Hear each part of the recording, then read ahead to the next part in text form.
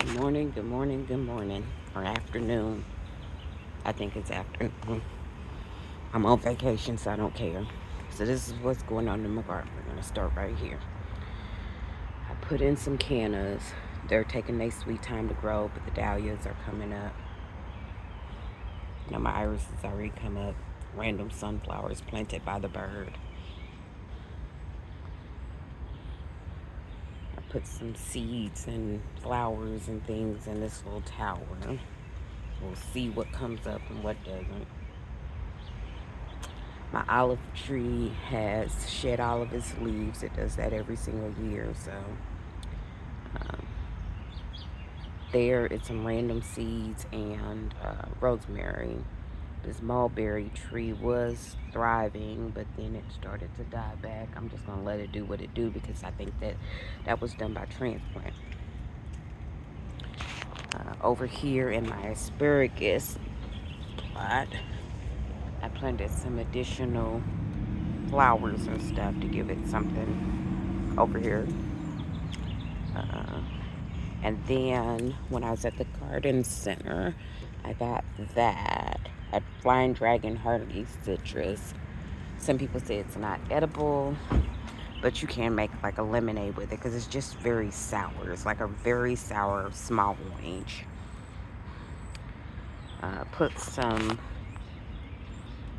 black diamond watermelon starts in this bed because it doesn't look like my grapes are coming back. Grapevines because they ain't doing nothing. Absolutely nothing. A few of the watermelon seeds I put out here have started to sprout up. I still got a question mark on those figs. Some of these seeds are starting to pop through. Over here, got a couple of jalapeno pepper plants. My service berry looks like it wants to start flowering here in a little bit. Now, like I said, sunflowers just are randomly throughout my garden every single year. Don't even need to plant them. Here's my areola berries. These said that these are mulberry plants, I guess. This elderberry is going through some distress. I'm just going to let it do what it do. And at the fall season, I'm going to dig it out, check the roots, and see what's going on up under there. This one this year came up like gangbusters, but as you see, it's got some leaf curl. Blackberries are starting to do their thing. My Hanson cherries have little cherries on them. They haven't started turning yet. These are supposed to be raspberries. Over here, I'm feeling that they're mulberries too, but it's all good. There were raspberry plants in there last year. I don't know what these birds have done. And don't even know where mulberries came from because I don't have any mulberry trees around here. Of course, more sunflowers.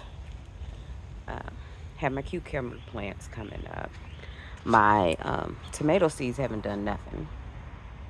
And I was going to buy some starts, but there's that other side of me that just says let it do what it do. Of course, my greens bed. Everything is slowly but surely coming to life. Something is killing my marigolds. Don't know what that is. Didn't even know something could kill marigolds. It's my sister-in-law's flower bed, and her roses are doing their thing. And of course, I have comfrey everywhere. I even got some more roots to pop into the ground to fill in some empty spaces. Um, then I have a hostia way over there. I just don't really feel like walking around there. That's lazy, isn't it? Yeah. My hostias, I had to cut back and as you see, there's weeds out through there. I keep pulling them out. They keep coming back. Um, There's some begonias popping up through there. Don't ask me what random seeds I threw over here. I know that there's some gladiolas over here that come back every year, even though in my zone they're not supposed to. And this gives you a close-up of those Hanson cherries. And of course my irises are starting to head up. My brain is telling me last year these had already flowered. You see, like I said, the sunflowers, I don't have to replant. I put some random seeds over here. I don't know if they're gonna come up or not, because until I cut the comfrey back, because it's spilling over. And then of course I put random flowers in random places. These are zinnia seeds. I know what those are, because I remember putting them there.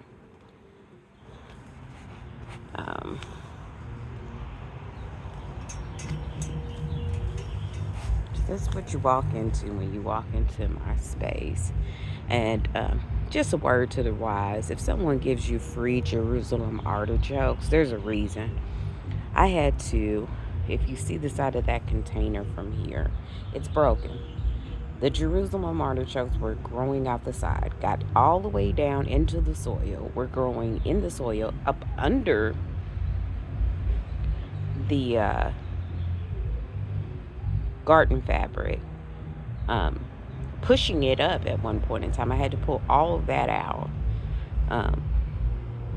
And that was all from 3 little things that she gave me. And I should have did my due diligence and research, but that's on me. That's fully on me. But this is what we got this year. And it's going to be amazing when it all fills in. And I got random, so something's digging in my garden, okay? So do you see up there in front of that container, there is a random collard green growing. You don't want to know why? Because there is dirt or sand, one or the other, or a combination of the two, or broken down tree stuff. Because God knows they took out one tree next door. So now it's just this one walnut tree. This is the one I wanted gone, but it's okay. I get it. It costs a few $1,000s to remove them. But all these trees, I love my neighbors. The problem with living in an urban area that wants to be a suburb in the city is that people think trees make it a suburb, and it doesn't. And half these trees just let off all kinds of stuff that we clean up. I don't actually have a tree in my yard.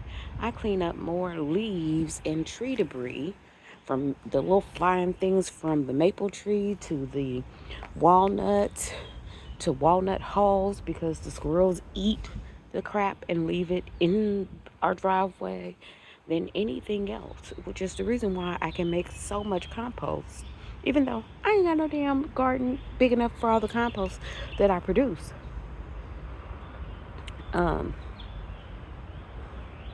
it's okay. It's okay. This is just a temporary means to a greater plan that God has in my life. I get it. I get it. He's getting me back on track, because I took a lull after we lost our house. And I had all that land there, and I wasn't gardening the whole land or anything like that, because I had kids. Now my kids are all grown and gone. And then my grandkids come over here and there, because they live out from us. But my ultimate goal is to have a house with land and no stairs. Because at this age, I'm tired of stairs already. I don't even know how my mother-in-law does it. But this is what's going on in my garden. I'll keep you guys updated. But the reality is, even when you live, see something dug in that too. See that? See how beautiful that soil is there? Everybody goes, how you get it so dark? Y'all really don't even understand. When I say compost, I mean compost. My mother-in-law works at Well, for her church, they have a food pantry, and she brings over all the leftover rotting vegetables, and I throw that into those compost piles. And I'm gonna tell y'all what I do here. So you see these two trash cans off the side of my thing. This one right here is almost finished. I cover them up so that we've been having a lot of rain. This one is still going. There's some stuff in there that's gonna break down, and that's gonna sink down about another 25 to 30% at the bottom of that. Um, but I cut the tops off of some of that comfrey because it was going onto the sidewalk and stuff. And people, if you know anything about comfrey, it's itchy. And people were running up against it and stuff and complaining. So I cut that off. And the one in the driveway I had to cut off anyway. My husband and everybody and their mama pulling into the driveway. Running it over. So I cut all the things off, but I left the tops because right now that's what's keeping the bumblebees and the hummingbirds around. And I just keep stacking it like that. And then we have some more leaf matter back there in the back. I don't want to call it leaf mold. Every year in the back of our house, because of the trees, I put a big pile back there. That's where I first started composting at. But I'm old. I'm too dang old to be traveling from back there to the front to bring it up here. So I was like, it would be easier. And when my mother-in-law comes, she's almost 80. It's easier for it to be off the side of the porch anyway, for her to take the few things and put it there. And then my sister that lives here, my sister-in-law that lives with us, she does the same thing. Whatever she has, she throws it over there, to not throw it in the trash. But it makes it easier. And as you see, like the top of there's some cornmeal that was randomly thrown in there or whatever. That's what we do. And then I'll go back there when it seeks down a little bit in the next couple of days and get some leaves and stack that on top of there. I'm not working this week, so I don't have shred paper to put in there. But next week, while I'm working, I have a cross shredder at work. So I bring all my shred paper because I process a lot of documentation. And unfortunately, people send things that they don't need to send, but it has personal and private information, so it gets immediately shredded. And I just bring it here and put it into the compost instead of throwing it in the trash, because we still have dumpster divers there. And then I have a shredder here at home for when I work at home. So my carbon ratios is right. On top of it, we put a little biochar in there as well. And you just keep doing it. You just keep doing it. I add a little sand to mine, to give it a little bit, because here in Missouri, where I'm at in the city, we have clay soil, so I add a little bit of sand to it, so many layers of it, and then it makes a really great soil. And so we took these beds that were virtually contractor soil, even though this house is as old as it is. It was contractor soil. It was light tan. You could grow plenty of weeds in it. My front yard that I covered up, there was no real grass in it. Well, you can see out there at the street. You look out there at the street, there's no real grass there. I, at one point in time, had dug all that up, got compost out there, put grass seed out there.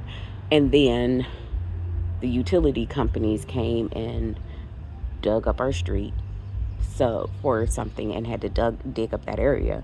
And of course, they flipped it all in. Because all they did was take everything they dug and made a big pile and then dumped it into the hole the way they wanted to dump it into the hole. And I was like, you know what, this is a rental. I am not going to do that again, because that cost me some money to buy all that grass seed and get it all nice and prettied. And I don't own this house, so I'm not putting that effort into it.